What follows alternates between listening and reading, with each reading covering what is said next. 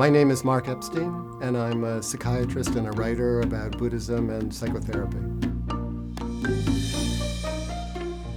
Because of my training in mindfulness meditation, is sitting and waiting and doing nothing when a patient comes into my office. Whatever is bringing someone into therapy to need to talk to me, that has to come up and out of them.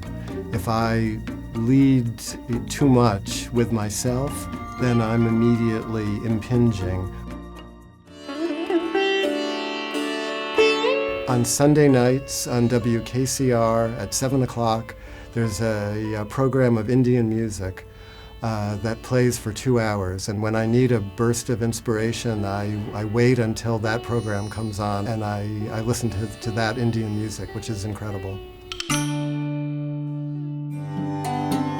The best piece of advice I've ever received, I've written down over and over again on a little notebook that I've smuggled into various silent meditation retreats that I've taken, where you're not supposed to read or write anything. And it's always something like, it's not what you're experiencing that matters, it's how you relate to it. How I tell the story of what's happening, how I relate, how I meet what's happening is really up to me.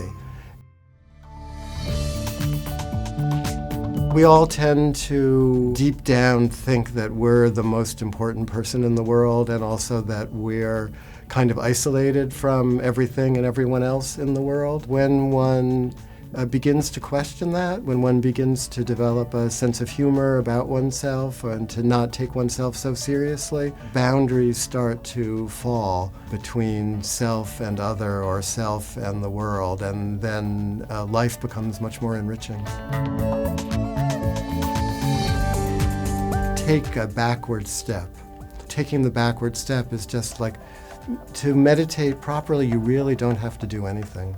You just have to sit there and pay attention. And they call it bare attention to whatever is happening in my mind or body, without holding on to the pleasant or pushing away the unpleasant, or if I'm in a kind of perverse state of mind, without holding on to the unpleasant and pushing away the pleasant.